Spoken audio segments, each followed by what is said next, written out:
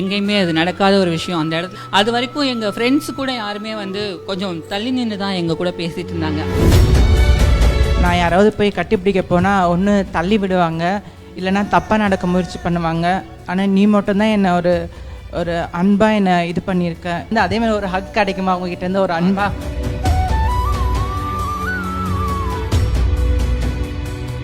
தங்கம் என்னை வந்து நான் யாராவது போய் கட்டிப்பிடிக்க போனால் ஒன்று தள்ளி விடுவாங்க, இல்லைனா தப்பாக நடக்க முயற்சி பண்ணுவாங்க. ஆனால் நீ மட்டும்தான் என்னை ஒரு அன்பாக என்னை இது பண்ணியிருக்க. இந்த மாதிரி யாருமே என்னை பண்ணதில்லை தங்கம் அப்படின்னு ஒரு டைலாக் வரும். அந்த டைலாக் வந்து நான் கேட்கும் போது நான் என் ஃபேமிலியோடு தான் பார்த்தேன். ஆக்சுவலி நான் வந்து ஆட்டோ டிரைவராக இருக்கேன். சினிமாவில் சின்ன சின்ன ரோலில் நடிச்சிருக்கேன். என் ஃபேமிலியில் என்னை ஏற்றுக்கிட்டாங்க. பட் நாங்கள் அந்த ஃபேமிலியோட இப்போ நிறைய மூவிஸ் வந்து டிரான்ஜெண்டர் ரோலில் வருது. சரத்குமார் சார் பண்ணியிருக்காரு, அப்புறம் கதீர் சார் ஒருத்தர் சிகேன்னு ஒரு இது பண்ணியிருக்காரு. பட் இதை பார்க்கும்போது ரொம்ப நாங்கள் ஃபேமிலியோடு உட்காந்துருப்போம், ரொம்ப எமோஷ்னல் ஆகி வீட்டில் எல்லாரும் அழுதுட்டாங்க.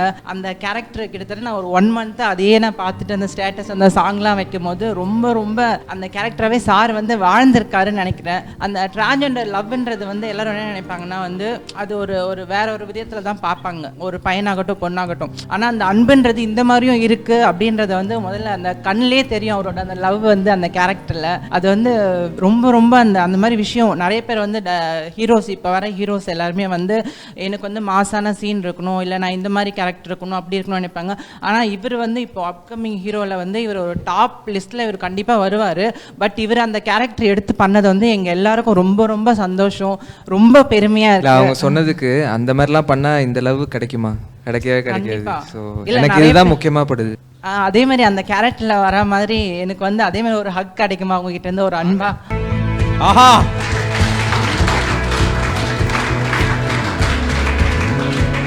இதை எப்படி பண்ணணும்ட்டு யார்கிட்ட டிஸ்கஷன் பண்ணீங்க? இந்த ரோல் நான் முன்னாடி சொன்ன மாதிரி இந்த ரோல் வந்து எனக்கு ஆஃபர் பண்ணப்படல. நான் வந்து மேம் கிட்ட போராடி வாங்கின ஒரு கேரக்டர். எல்லாத்தையும் தாண்டி லைக் ரொம்ப ஃப்ராங்காக சொல்லணுன்னா இந்த கேரக்டர் நடித்ததுக்கப்புறம் வந்து என்னோட my view towards trans people is totally change. Because எனக்கு ஒரு புரிதலும் இல்லாமல் இருந்தேன் முன்னாடி. And interacting with people like Malini and Jeeva, எனக்கு அவங்களோட லைஃப் வந்து என்னெல்லாம் அவங்க கோ த்ரூ பண்ணியிருக்காங்க, இந்த ஒரு பாயிண்ட்டுக்கு அவங்க ரீச் ஆகிறதுக்கு என்னென்ன பண்ணியிருக்காங்க அப்படிங்கிற ஒரு விஷயம் வந்து totally change my perspective. So அதுக்கு வந்து 2 பேருக்கும் பெரிய தேங்க்ஸ் சொல்லிக்கிறேன். அண்ட் எதுக்கு சூஸ் பண்ணீங்கன்னு கேட்டேன். நான் தான் கேட்டு வாங்கினேன். அண்ட் அது பண்ணதுக்கப்புறம் எனக்கு அவ்வளோ விஷயங்கள் வந்து சேஞ்ச் ஆச்சு. It change me as a human actually. Super. So Sardar character shoot பண்ணுறப்போ ஒவ்வொரு நாளும் ஏதாவது பயம் தயக்கம் உங்களுக்கு இருந்துச்சா? ரொம்ப சென்சிட்டிவான விஷயம் இதை எப்படி ப்ரொஜெக்ட் பண்ணுமோன்னு பயந்தீங்களா? பயத்தை விட இது வந்து நம்ம பண்ணுற நம்ம பெரிய ஒரு கம்யூனிட்டியை ரெப்ரசன்ட் பண்ணுறோம். ஒரு பயத்தை விட ஒரு கேர் எப்போவுமே இருந்தது. வந்து எங்கேயுமே ஒரு தப்பாக ப்ரொஜெக்ட் பண்ணக்கூடாது, ஒரு தப்பான விஷயம் மக்கள் கிட்ட கன்வே பண்ணக்கூடாது அப்படிங்கிற ஒரு விஷயம் வந்து மைண்டில் ஓடிட்டே இருந்துச்சு. அண்ட் நம்ம கூட வந்து சுதா மேம் மாதிரி ஒரு ஃபில்ம் மேக்கர் இருக்கும்போது அது நடக்கவே விட மாட்டாங்க. ஸோ அந்த டென்ஷன் கொஞ்சம் கம்மியாக இருந்துச்சு. அதுதான். இதுவுமே தெரியும், ஆனால் எல்லாருக்குமே சொல்லணும்னு உங்களுக்கு எல்லாருக்கும் விஷயம் தெரியாது. ஒரு ஷாட்டும் எப்படி பண்ணணும், எப்படி பண்ணால் தப்பாயிடுமா அப்படின்னு ஒவ்வொரு நிமிஷமும் கேட்டு அவங்க பண்ணுவாங்க. அதே மாதிரி வீட்லையும் போயிட்டு அந்த மாதிரியே 1 month நடந்துக்கிட்டாங்கன்னு சொல்லிட்டு அம்மா எனக்கு ஒரு தடவை ஃபோன் பண்ணி சொன்னாங்க. அம்மாவே ஒரு தடவை வந்துட்டு என்ன இப்படி நடக்கிறாங்க அப்படின்னு சொல்லி ரொம்ப பயந்துட்டாங்கன்னு சொன்னாங்க. அந்த அளவுக்கு வந்து கேரக்டர் உள்வாங்கி அவங்க பண்ணாங்க. எனக்கு தெரியாம இந்த சக்ஸஸ்க்கு வந்து காரணம் நீங்கள் தான். ஏன்னா யார் வேணாலும் சொல்லலாம், ஆனால் கண்டிப்பாக நீங்கள் பண்ண விஷயம் வந்து எங்கள் எல்லாருக்குமே ரொம்ப பிடிச்சிருந்தது. எனக்கு ஒருத்தங்க வந்து லெட்டர், ஐ திங்க் உங்களுக்கு தெரியும்னு நினைக்கிறேன், trans woman, she wrote a letter. And அதில் வந்து ஒரு விஷயமும் வந்து ரொம்ப டீட்டெயில்டாக எழுதிட்டு கடைசியில் ஒரு சாக்லேட் ஒன்று வந்து அட்டாச் பண்ணியிருந்தாங்க. ஸோ அது இன்னும் அப்படியே வந்து அந்த லெட்டரும் அதுவும் அங்கேயே இருக்குது.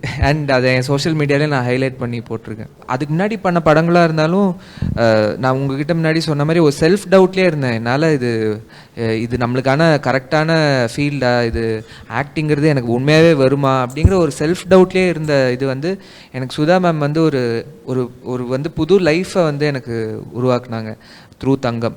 ஸோ அந்த ஒரு பாயிண்டில் தான் என் லைஃபே மாறிடுச்சு. And generally as a person also என் பெர்ஸ்பெக்டிவே டோட்டலி சேஞ்ச் ஆன ஒரு விஷயம். I change as a person. ரீஇன்வென்ஷன்லாம் சொல்லுவோம்ல அந்த மாதிரி. நாங்கள் சர்தாரோட வேற ஏதாவது ஒரு அடுத்தடுத்த வெர்ஷனை பார்க்க விரும்புகிறோம். பார்ட் 2 பார்ட் 3 அந்த மாதிரி. ஏன்னா சர்தாரோட பிறப்பு